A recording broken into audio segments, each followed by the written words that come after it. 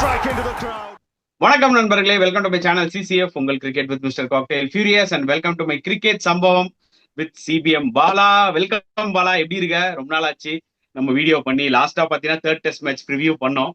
இந்தியாவுக்கு நிறைய சான்சஸ் கொடுத்தோம், பட் அன்பார்ச்சுனேட்லி வந்து பாத்தீங்கன்னா அது ஒரு thriller of match. End of the day அந்த மேட்ச் வந்து சூப்பரா போச்சு, பட் இங்கிலாந்து அந்த மேட்சை வின் பண்ணிட்டாங்க. தே டிசர்வ் டு வின்ன்ற மாதிரி தோணுச்சு. ஏன்னா க்ரூஷுவல் டைம்ல தே பிளேட் வெல். அதனால வந்து பாத்தீங்கன்னா கிரெடிட் இங்கிலாந்துக்கும் கொடுப்போம், இந்தியாவுக்கும் கொடுப்போம். ஏன்னா மோஸ்ட் ஆஃப் த செஷன்ஸ் வந்து இந்தியா தான் வின் பண்ணாங்க. So once again welcome Bala, எப்படி இருக்க? ஏன்னா நம்ம வந்து லாஸ்ட் தேர்ட் டெஸ்ட் மேட்ச் அப்போ வந்து மீட் பண்ணோம். ஸோ இப்போ ஃபோர்த் டெஸ்ட் மேட்ச் வந்து 23rd அன்னைக்கு நடக்க போகுது. ஸோ நிறையா வந்து இந்தியா டீமில் வந்து இன்ஜுரி கன்சர்ன்ஸ்லாம் இருக்குது. ஸோ என்ன 11 எடுக்க போகிறாங்க, ஸோ ஒரு மாதிரி ஸ்ட்ரேஞ்சராக இருக்குன்னே சொல்லலாம். ஸோ பும்ரா வந்து இருப்பார், அதுதான் வந்து நமக்கு வந்து இப்போ கிடைச்ச ஒரு பாசிட்டிவ் நியூஸ். தென் பார்த்தீங்கன்னா உங்களுக்கு ஹர்ஷதீப் கிடையாது. தென் ஆகாஷ்தீப் அவருக்கும் வந்து இன்ஜுரி, நிதிஷ் குமார் ரெட்டி அவருக்கும் வந்து இன்ஜுரி. ஸோ மெனி இன்ஜுரிஸ் வந்து ஃபேஸ் பண்ணிட்டு இருக்காங்க இந்தியா. ஸோ என்ன 11 போகிறாங்கிறது தெரியல. ஆக்சுவலா கொஞ்சம் டிசப்பாயிண்டிங்கா இருக்கு பாலா. ஏன்னா நல்லா ஞாபகம் வச்சுக்கோ, இந்த 5 மேட்ச் டெஸ்ட் சீரிஸ் ஒரு தரையும் இந்தியா வந்து பாத்தீங்கன்னா இங்கிலாந்துக்கு போகும்போதோ ஆஸ்திரேலியாவுக்கு போகும்போதோ அந்த ஒரு 2 டெஸ்ட் மேட்ச் முடிஞ்சதுக்கு அப்புறம் பாத்தீங்கன்னா அந்த இன்ஜுரி லிஸ்ட் ஸ்டார்ட் ஆகும். அது ஸ்டார்ட் ஆகி கடைசியில வந்து பாத்தீங்கன்னா எங்க போய் முடியும்னு பாத்தீங்கன்னா இந்தியாவுக்கு வந்து பாத்தீங்கன்னா ப்ராப்பரான பிளேயர்ஸே அவைலபிளா இருக்க மாட்டாங்க பிளேயிங் லெவன்ல, அதுவும் எஸ்பெஷலி போலர்ஸ். சோ ஆப்வியஸ்லி வந்து பாத்தீங்கன்னா இந்தியா அந்த ஒரு டெஸ்ட் மேட்ச் வின் பண்ணுமான்னு கேட்டீங்கன்னா டவுட்ஃபுல் மாதிரி ஆயிடும். ஏன்னா முக்காவாசி அந்த பேலன்ஸ் கொடுக்குற பிளேயர்ஸ் எல்லாம் வந்து பாத்தீங்கன்னா இன்ஜுரி ஆயிடுவாங்க. சோ நான் என்ன சொல்ல வரேன்னா, இந்த மாதிரி 5 மேட்ச் டெஸ்ட் சீரிஸ் ஆடுறதுக்கு பதில் பேசாம 3 மேட்சே ஆடிட்டு போயிடலாம் போல இருக்கு. ஏன்னா இது கண்டிப்பா பிளேயர்ஸ் மேல அதிகமான டோல் எடுக்குது. ஓகே, நீ சொல்லலாம் மிச்சல் ஸ்டார்க் வந்து விளையாடலையா, ஏசலூட் விளையாடலையா, பேட் கமின்ஸ் விளையாடலையா, இப்ப வந்து பாத்தீங்கன்னா பென் ஸ்டோக்ஸ் விளையாடலையா, மத்த இங்கிலீஷ் கிரிக்கெட்டர்ஸ் எல்லாம் விளையாடலையா, அதெல்லாம் எல்லாமே ஃபைன். பட் சம்டைம்ஸ்ல நிறைய கிரிக்கெட் விளையாடுறாங்க இந்தியன் கிரிக்கெட்டர்ஸ். சோ ஆப்வியஸ்லி இந்த மாதிரி இன்ஜுரி வந்து ஆகிறதுக்கு சான்சஸ் நிறையவே இருக்குன்றதா என்னோட ஒரு பாயிண்ட் ஆஃப் வியூ. ரொம்பவே டிசப்பாயிண்டிங்கா இருக்கு. ஓகே, ஹர்ஷதீப், ஆகாஷ்தீப் வந்து 4th test match they are ruled out. Okay, 5th test match maybe they might be fit. 2 பேர் யாராவது ஒருத்தர் ஃபிட்டா இருக்கலாம். ஆனா என்கேஆர் நிதிஷ்குமார் ரெட்டி வந்து டோட்டலா ruled out of this test series. அது வந்து பாத்தீங்கன்னா கொஞ்சம் டிசப்பாயிண்டிங்கா இருக்கு. ஏன்னா அவர் ஒரு பேலன்ஸ் கொடுத்தாரு, பெர்ஃபெக்ட் பேலன்ஸ் லார்ட்ஸ் டெஸ்ட் மேட்ச்ல.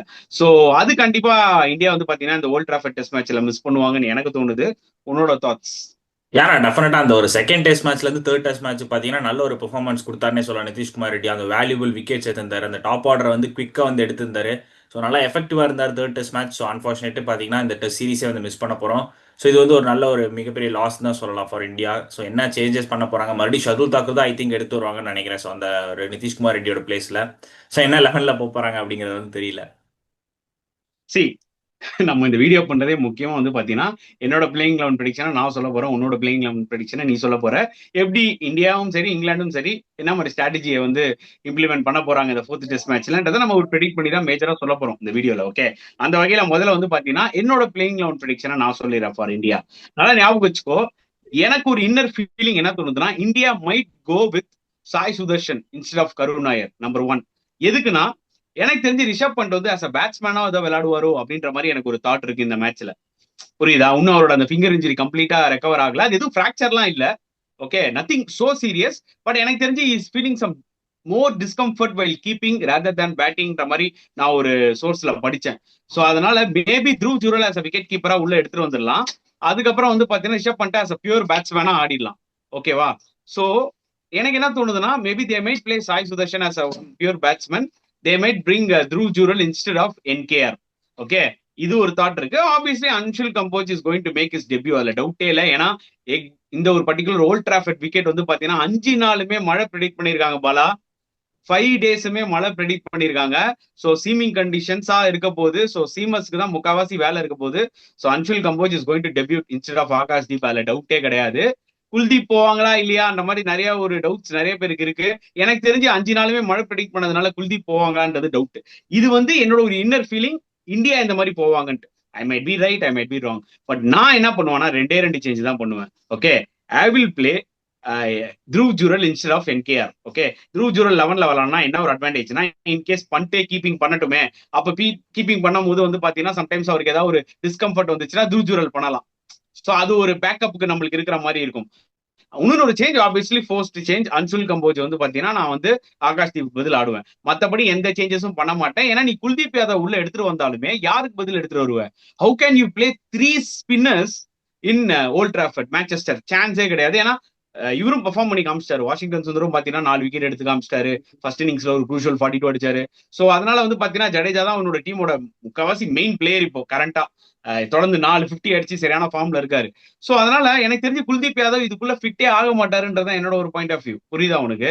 சோ 2 சேஞ்ச் நான் டெஃபினட்டா பண்ணுவேன். I will bring in Dhruv Jurel instead of NKR, Anshul Kamboj instead of Akash தீப்ன்றது என்னோட ஒரு கருத்து. நீ உன்னோட ப்ரெடிக்ஷனை சொல்லு பலா. டெஃபினட்டா எனக்கும் அந்த ஒரு சேஞ்ச் தான் வந்து பண்ணுவாங்களான்னு தோணுதுன்னா. பட் ஆனால் எனக்கு தெரிஞ்சு ஆப்வியஸ்லி இந்தியா வந்து கருண் நாயருக்கு ஒரு சான்ஸ் கொடுப்பாங்களா அப்படிங்கிற ஒரு கொஸ்டின் மார்க் இருக்கு. ஸோ கொடுக்கலாம். மேபி இந்த ஒரு டெஸ்ட் சீரீஸ்ல வந்து என்ன பண்றாருங்கிறது தெரிஞ்சுக்கலாம். ஸோ இந்த ஃபுல்லா இந்த டெஸ்ட் சீரீஸ்லேயே வந்து அவர் வந்து கரெக்டாக யூட்டிலைஸ் பண்ணலைன்னா மேபி அடுத்த டெஸ்ட் சீரீஸ்ல வந்து அவர் வந்து 11ல இல்லாமல் கூட பண்ணலாம். ஸோ அதுதான் வந்து எனக்கு தெரிஞ்சு நானும் I will stick on also your உங்களோட 11ல தான் வந்து நானும் ஸ்டிக் ஆன் ஆக போறேன். ஸோ எனக்கு தெரிஞ்சு நிதிஷ்குமார் ரெட்டிக்கு பதிலாக துருவ் ஜுரல் தான் வந்து வருவார். அந்த ஒரு கீப்பிங் வந்து ஒரு பேலன்ஸ் கொடுப்பாரு. தென் பேட்டிங்கும் நல்ல ஒரு பெர்ஃபார்மன்ஸ் டெஸ்ட் கிரிக்கெட்டை நம்ம பார்த்துருக்கோம். ஒரு மாதிரி டீசெண்டாக விளாண்டுருக்காரு. தென் அன்சுல் கம்போஜும் பார்த்தீங்கன்னா இப்போ ரீசெண்டாக வந்து இந்தியா ஏ விசஸ் இங்கிலாந்து அதுலேயும் வந்து நல்ல ஒரு பெர்ஃபார்மன்ஸ் கொடுத்தானே சொல்லலாம். அந்த பேஸ் அண்ட் பவுன்ஸ் நல்லா போட்டார். ஸோ அவர் ஒருத்தர் வந்து தனியாக தெரிஞ்சிருந்தாருன்னே சொல்லலாம். அவரோட பவுலிங் வந்து எஃபெக்டிவாக இருந்திருந்து. ஸோ அது வந்து அவர் வந்து 11ல வர்றது பார்த்தீங்கன்னா சூப்பராக இருக்கும்னே சொல்லலாம். ஸோ எனக்கு தெரிஞ்சு அன்சுல் கம்போஜ், சிராஜ், பும்ரா, ஸோ அவங்களோட பவுலிங் காம்பினேஷன் பார்க்க நல்லா இருக்கும். ஸோ லெட்ஸ் வெயிட் அண்ட் சீ என்ன ஒரு மாதிரி பவுலிங் அட்டாக் கூட போறாங்க. அதால தான் நான் சொல்றேன், சாரி ஃபார் இன்டர்பிரேட்டிங், அதால தான் நான் சொல்றேன் என்கேஆர் இருந்திருந்தா அந்த நாலாவது சீமர் இன்னுமே எஃபெக்டிவா இருந்திருக்கலாம் இந்த ஓல்ட் டிராஃபர்ட்ல. புரியுதா உனக்கு? இங்கிலாந்துக்கு அந்த ஒரு கம்ஃபர்ட் இருக்கு, பென் ஸ்டோக்ஸ் ஃபோர்த் ஃபாஸ்ட் பவுலரா. மேபி இந்தியா அங்க வந்து பாத்தீங்கன்னா மறுபடியும் வந்து தே வில் பி என்ன சொல்றது, டிபெண்டிங் அப்பான் பும்ரா, சிராஜ், அன்சுல் கம்போஜ் இவங்கலாம் ஒரு லாங் ஸ்பெல்ஸ் போட வாய்ப்புகள் நிறைய இருக்கு. புரியுதா உனக்கு? And Anshul Kamboj obviously England conditions perfect conditions for him, tailor made. Harshit ராணாவை எடுத்துட்டு வந்தாங்க பாத்தியா பேக்கப்பா சீரீஸ் ஸ்டார்டிங்ல. அப்பவே அன்சுல் கம்போஜ் எடுத்துருக்கணும்னு நான் சொல்லியிருந்தேன் என்னோட வீடியோல. ஏன்னா சி இதே அன்சுல் கம்போஜ் வந்து பாத்தீங்கன்னா லைக் நீ இந்தியால ஆடுவீங்களான்னு கேட்டீங்கன்னா மேபி நான் வந்து பாத்தீங்கன்னா டிஃப்ரெண்ட் ஆஃப் ஒப்பீனியன் வச்சிருப்பேன். இந்தியால அன்சுல் கம்போஜ் விளையாட வேணாம், ஏன்னா கொஞ்சம் பேஸ் தேவை இந்தியால விளையாடணும்னா. மேபி நீ அதுல வேணா ஹர்ஷித் ராணா கூட ட்ரை பண்ணலாம். இந்தியால நீ ஒரு டெஸ்ட் கிரிக்கெட் ஆடும்போது ஹர்ஷித் ராணா ஏன் நீ ட்ரை பண்ணலாம் நான் சொல்லுவேன்னு பாத்தீங்கன்னா, சம்டைம்ஸ் இந்தியால நீ பால் ஃப்ளோட் பண்ண முடியாது பாலா. பால் நீ ஃப்ளோட் பண்ணினா ஸ்விங் இருக்காது, காலை போட்டு டபால் டபால் அடிப்பாங்க. இந்த பேக் ஆஃப் லென்த் அடிக்கிறவன், இந்த பவுன்சர் டாக்டிக் போடுறவன், அதே மாதிரி இந்த கட்டர்ஸ் போடுறவன், ஹர்ஷித் ராணா அந்த டிபிக்கல் ஒன் டே பிளேயர் மாதிரி இருப்பானுங்க, போலர் இருப்பாங்க பாத்தியா.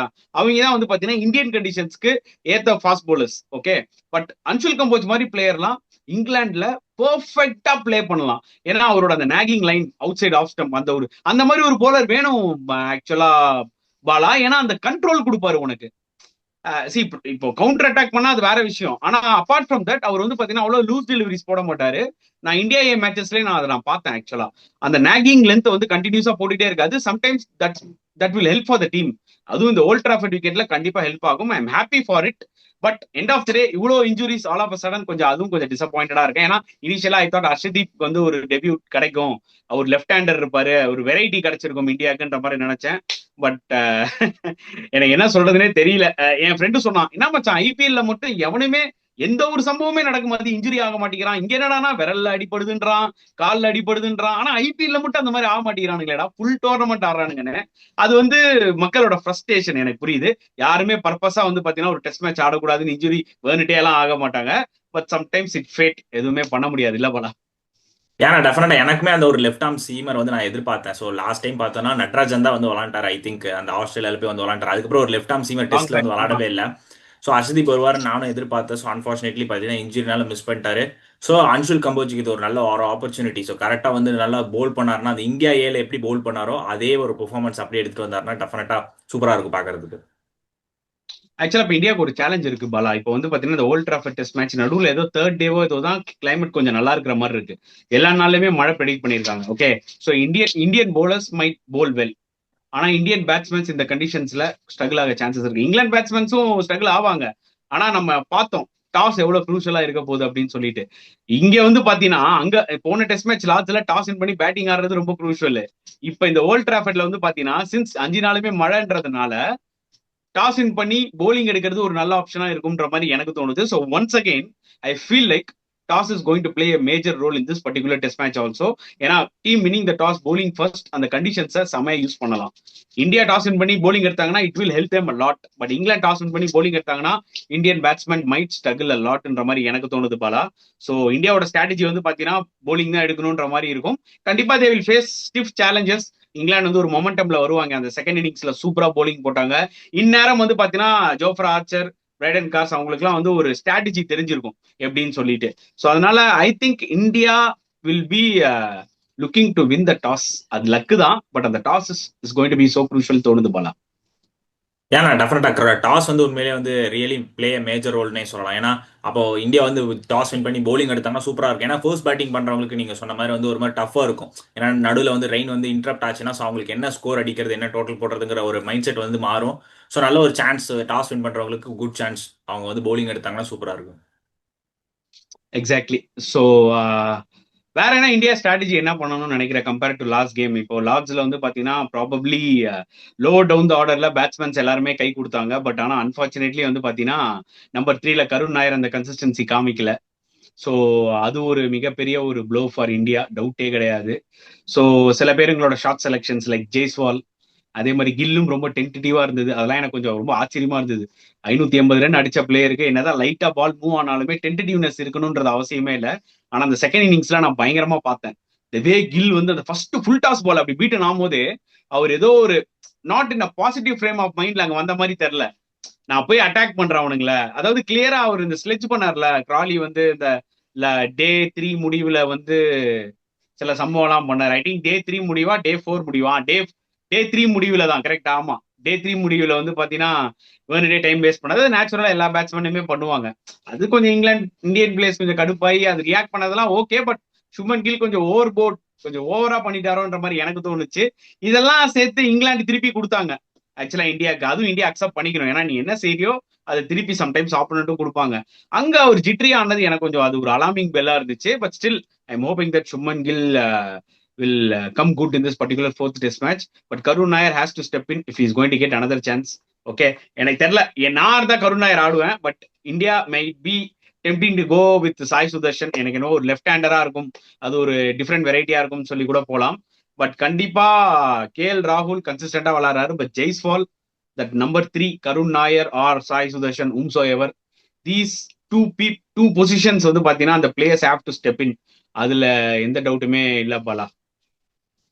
டெஃபினட்டா நான் அந்த ஒரு நம்பர் 3 ஸ்பாட் தான் வந்து ஒரு கீ ரோல் வந்து ப்ளே பண்ண போகுது. ஸோ கருண் நாயரா சாய் சுதர்ஷனா அப்படிங்கிற வந்து ஒரு டிஸ்கஷன் வந்து போக போகுது. ஸோ கருண் நாயருக்கு ஒரு சான்ஸ் கொடுத்தாங்கன்னா அது கரெக்டாக வந்து அவர் யூஸ் பண்ணிக்கணும். ஸோ இதுக்கு மேலே ஒரு 4 டெஸ்ட் மேட்சஸ் வந்து அவர் கிடைச்சிருக்குங்கிறப்போ நல்ல ஒரு ஆப்பர்ச்சுனிட்டி. ஸோ அதை கரெக்டாக கிராப் பண்ணாருன்னா நல்லா இருக்கும் பார்க்கறதுக்கு. So let's wait and see என்ன பண்ண போறாருங்கிறது. எக்ஸாக்ட்லி. சி ஆப்வியஸ்லி இந்தியா நிறைய ரெக்டிஃபை பண்ணணும். எக்ஸ்ட்ராஸ்லாம் ஏகப்பட்டது போட்டாங்க போன மேட்ச்ல. அதெல்லாம் இந்த மேட்ச்ல ரெக்டிஃபை பண்ணியே ஆகணும். ஏன்னா அதனாலேயே வந்து பாத்தீங்கன்னா கேம் லூஸ் பண்ண மாதிரி எனக்கு தோணுச்சு லாஸ்ட் எண்ட் ஆஃப் தி டே. என்னதான் நிறைய மிஸ்டேக்ஸ் இந்தியா இந்த மேட்ச்ல பண்ணியிருந்தாலுமே இந்த எக்ஸ்ட்ராஸ் ஆக்சுவலி ஹஸ் ஹாண்டட் இந்தியான்ற மாதிரி தான் நான் கண்டிப்பா சொல்லுவேன். ஸோ ஓகே ஃபைன், பார்க்கலாம். சேலஞ்சஸ் இருக்கும், அதுல எந்த டவுட்டுமே கிடையாது. ஸோ நம்மளோட பாயிண்ட் ஆஃப் வியூ, நம்ம இந்தியன் பாயிண்ட் ஆஃப் வியூ நம்ம வந்து கிளியரா எக்ஸ்பிளைன் பண்ணிட்டோம். ஸோ வெயிட் பண்ணி பார்க்கலாம் எப்படி பர்ஃபார்ம் பண்ண போறாங்க. அடுத்தது இங்கிலாந்து பக்கம் வருவோம் பாலா. லியாம் டாசன் வந்து ஸ்குவாட்ல செலக்ட் பண்ணியிருக்காங்க. லியாம் டாசன் நான் சொல்லியிருந்தேன் ஆக்சுவலா ஷோயப் பஷீர் இன்ஜுரினா I will go with Liam Dawson மெயினா. ஏன்னா எல்லா ஃபார்மேட்லயும் நல்லா விளையாடிட்டு இருக்காரு. உனக்கே தெரியும் T20 கூட சூப்பரா விளையாடிட்டு இருக்காரு. So is going to give comeback after 7 or 8 years இந்த ஒரு பர்டிகுலர் இங்கிலாந்து சைட்ல, ஸோ டெஸ்ட் சைட்ல. ஓகே, ஸோ அதனால அண்ட் இன்னொரு மிகப்பெரிய பாசிட்டிவ் இங்கிலாந்துக்கு என்னன்னு பாத்தீங்கன்னா is a very good batsman. இப்போ இங்கிலாந்தோட பிளேயிங் லெவன் எடுத்துக்கிட்டீங்கன்னா பஷீருக்கு பதில் டாசன் உள்ள வந்துடலாம். Okay, they might rest Chris Woakes and they might bring கஸ் அட்கின்சன். ஓகே, கஸ் அட்கின்சன்னாலையும் பேட்டிங் ஆட முடியும். 11 பேருமே பேட்டிங் ஆடுவாங்க பாலா இப்ப இங்கிலாந்துக்கு. This team looks literally dangerous. புரியுதா உனக்கு? Literally dangerous. 11 players can bat. Normally they can bat, not tail enter who can bat அப்படி நம்ம சொல்ல முடியாது. அந்த டாப் லோவர் டவுன் த ஆர்டர்ல 4 பேரை பாத்தீங்கன்னா அவங்க எல்லாருமே வந்து பாத்தீங்கன்னா போலிங் கம் ஆல்ரவுண்டர்ஸா இருக்காங்க. உன்னோட பாயிண்ட் ஆஃப் வியூ என்ன? ஏன்னா டெஃபினட்டா லியாம் டவுசனுமே வந்து நல்ல ஒரு எஃபெக்டிவ் ஸ்பின்னர்னே சொல்லலாம். ஸோ அவரையும் வந்து அவ்வளோ சீக்கிரம் வந்து கவுண்டர் அட்டாக் பண்ணிட முடியாது. ஸோ நம்மளும் பார்த்துருக்கோம் ஒரு 8 இயர்ஸ்க்கு அப்புறம் வந்து டெஸ்ட் கிரிக்கெட்ல வந்து வந்திருக்காரு. ஸோ டீசெண்டாக அந்த டொமஸ்டிக் பெர்ஃபார்மன்ஸ்லாம் வந்து சூப்பராக கொடுத்துருக்காரு. ஒரு SA20 நல்ல ஒரு பெர்ஃபார்மன்ஸ் கொடுத்துருந்தாரு. தென் வைட்டாலிட்டி, ஸோ அந்த மாதிரி நிறைய அந்த லீக்ஸ்லாம் விளாண்டுட்டு ஒரு மாதிரி ஸ்டெடியான ஒரு எக்ஸ்ட்ராடினரியா இருக்குல்ல லாஸ்ட் ஒரு 2 இயர்ஸா. ஆமாண்ணா, அந்த ஒரு கண்டினியூஸ் ஃபார்ம்ல இருக்காரு. ஸோ அந்த ஃபார்மை வந்து இங்கே டெலிவர் பண்ணாருன்னா பார்க்க சூப்பரா இருக்கும். ஸோ ஆஃப்டர் 8 இயர்ஸ்க்கு அப்புறம் வராருங்கிறது வந்து பார்த்தீங்கன்னா பார்க்கவே வந்து ஒரு அப்சல்யூட்லி இருக்கு. ஏன்னா இவ்வளோ இப்போ இந்தியாவிலலாம் பார்த்தீங்கன்னா 8 இயர்ஸ்க்கு அப்புறம் பார்த்தீங்கன்னா ரொம்ப நாள் கழிச்சு கருண் நாயர் தான் அந்த மாதிரி ஒரு ஆப்பர்ச்சுனிட்டி கிடைச்சு. வேற யாருக்கு அந்த பிளேயர் கிடைச்சது கிடையாது. ஸோ அந்த மாதிரி கரெக்ட். லியம் டவுசனுக்கு வந்து கிடைச்சிருக்கு. ஸோ டெஃபினட்டாக அவர் வந்து யூட்டிலைஸ் பண்ணிப்பார். நீங்கள் சொன்ன மாதிரி பேட்டிங்கும் எஃபெக்டிவ் விளாடுவார் compared to Shoaib Bashir. So batting வந்து உண்மையிலே சூப்பராக விளாடுவார். ஸோ ஒரு மாதிரி டீசென்ட் கான்ட்ரிபியூஷனாக இருக்கும். ஸோ குசெட் கிங்ஸ்னு வந்துட்டார்னா நீங்க சொன்ன மாதிரி அந்த 11 பேரும் பேட்டிங் வந்து சூப்பரா விளையாடுவாங்க. ஸோ அதுதான் வந்து இன்ட்ரெஸ்டிங்கா இருக்கும். So it's going to be a good match, bro. But definitely India will face the heat. அதுல டவுட்டே கிடையாது. ஏன்னா conditions are not going to favor them as well as England batsmen. But at least England batsmen have the experience playing in this type of conditions. அதுதான் என்னோட ஒரு point of view. So கண்டிப்பா வந்து பாத்தீங்கன்னா எட்ஜ் வந்து இங்கிலாந்துக்கு தான். போன மேட்ச் இந்தியா கொடுத்தோம், ஆனா இந்தியா தோத்துட்டாங்க. பட் எனக்கு இந்த மேட்ச் நான் எட்ஜ் வந்து இங்கிலாந்துக்கு தான் கொடுக்க போறேன். But anything can happen in cricket. Sometimes இந்த பர்டிகுலர் டெஸ்ட் மேட்ச் டிரா கூட ஆகலாம். 5 நாளுமே மழை வந்து அங்கதான் இந்தியா ரொம்ப கேர்ஃபுல்லா இருக்கணும். இன்கேஸ் டாஸ் தோத்துட்டாங்கன்னு வச்சுக்கோங்க, ஃபர்ஸ்ட் பேட்டிங் ஆடும்போது டப்புன்னு டே ஒன்ல ஒரு 60 ஓவர் 70 ஓவர்ல 160 ஆல் அவுட் 150 ஆல் அவுட் ஆயிட்டாங்கன்னு வச்சுக்கோ, இங்கிலாந்துக்கு வந்து பாத்தீங்கன்னா 5 நாள் தேவைப்படும்ன்றது கிடையாது. 3 நாள் இல்ல 2.5 நாள் டெஸ்ட் மேட்ச் நடந்தா போதும், இந்த டெஸ்ட் மேட்சை வின் பண்ணிடுவாங்க.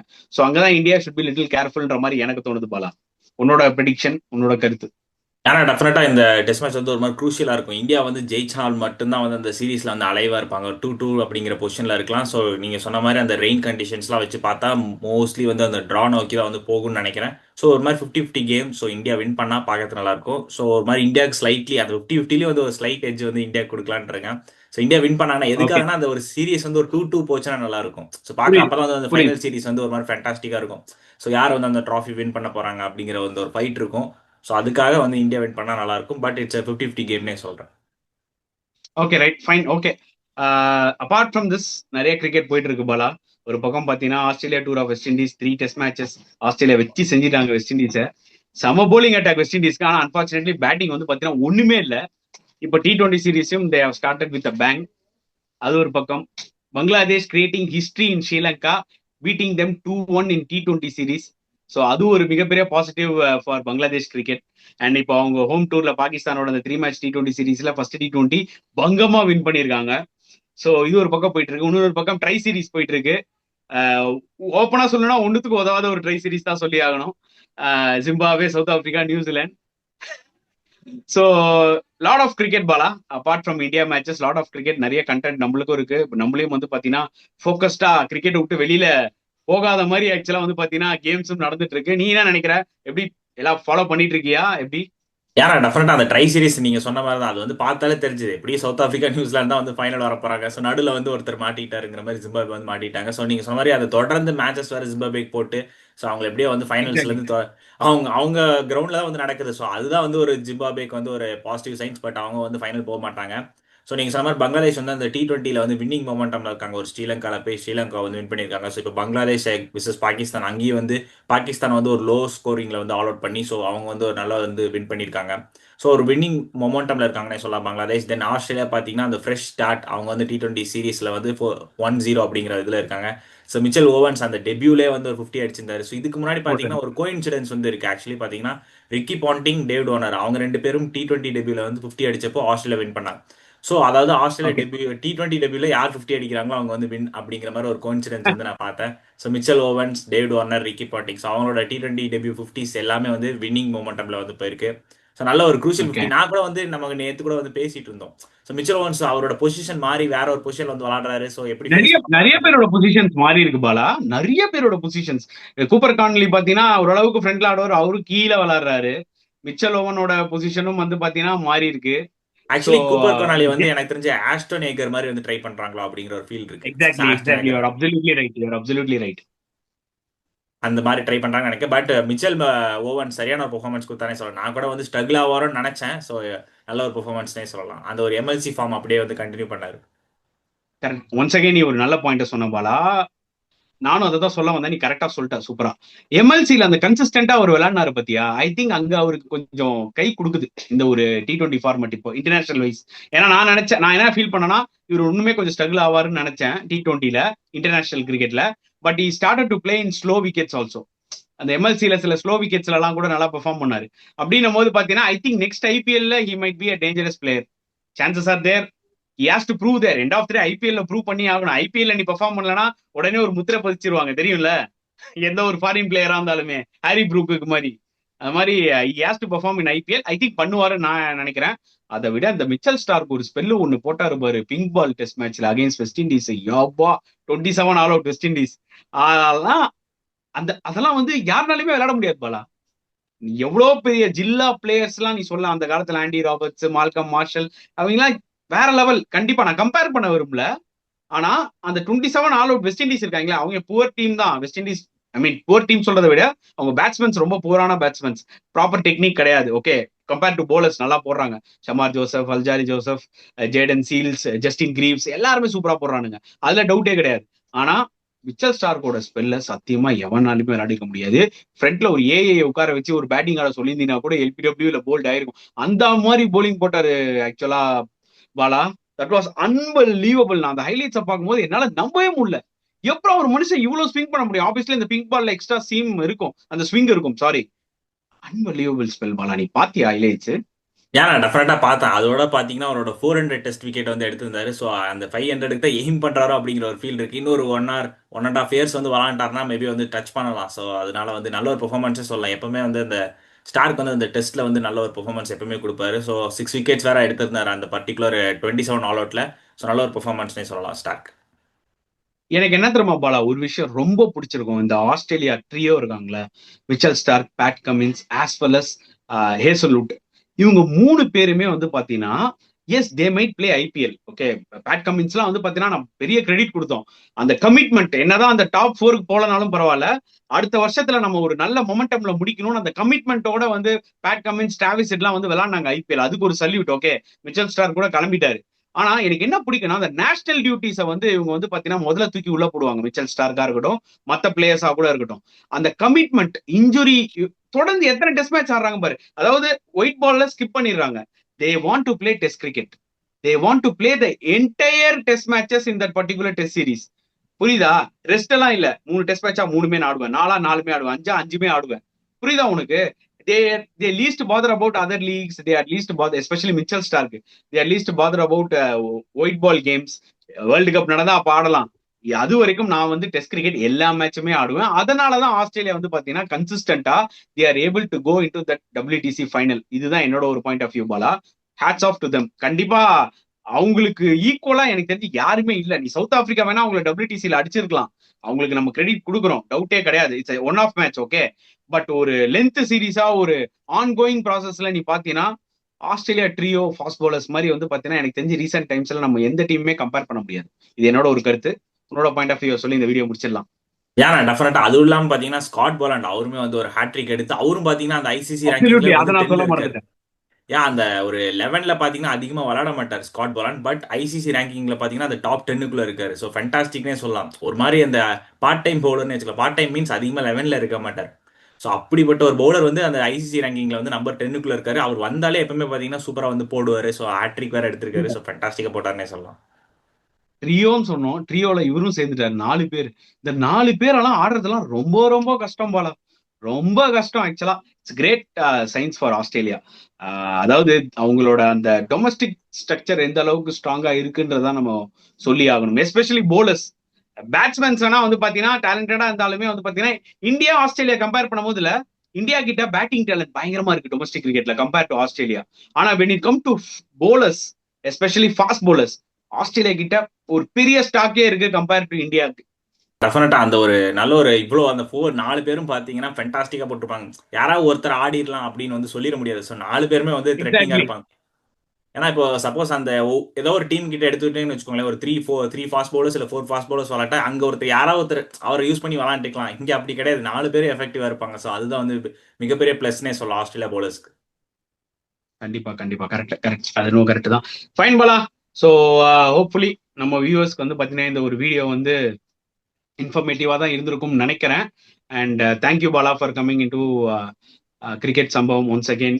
சபரிஷ் தான் கொஞ்சம் பிஸி ஆயிட்டாரு, அடுத்த படிப்பு மேல் படிப்பு அப்படின்னு சொல்லி அவரையும் பிடிச்சி இழுக்கலாம். அந்த டெஸ்ட் சீரிஸ் முடிக்கிட்டோம், ஐ மீன் இந்த டெஸ்ட் மேட்ச் முடிக்கிட்டோம், அவரையும் பிடிச்சி இழுக்கலாம். ஏன்னா மக்கள்லாம் நிறைய பேர் இப்பயே ஆர்வத்தோட வெயிட் பண்ணி இருந்திருப்பாங்க சபரிஷ் வந்திருப்பாரு அப்படின்ட்டு. Anyways, no issues. Thank you Bala for giving your valuable time to my specific video. ஓகேங்களா? ஓகே கைஸ், ஐ திங்க் இந்த வீடியோ பார்த்து நீங்க எல்லாருமே என்ஜாய் பண்ணிருப்பீங்கன்னு நினைக்கிறேன். அண்ட் உங்களோட கருத்துக்களை மறக்காம கமெண்ட் செக்ஷன்ல போட்டுருங்க. அட் த சேம் டைம் இந்த வீடியோ பிடிச்சிருந்தா லைக் பண்ணுங்க, ஷேர் பண்ணுங்க, முடிஞ்சா சப்ஸ்கிரைப் பண்ணுங்க. ஸோ நெக்ஸ்ட் கிரிக்கெட் சம்பவத்தோட பாலா அண்ட் சபரிஷோட இஃப் பாசிபிள் நான் உங்களை எல்லாரையும் சந்திக்கிறேன். தேங்க்யூ பாலா. தேங்க்யூண்ணா. Take care.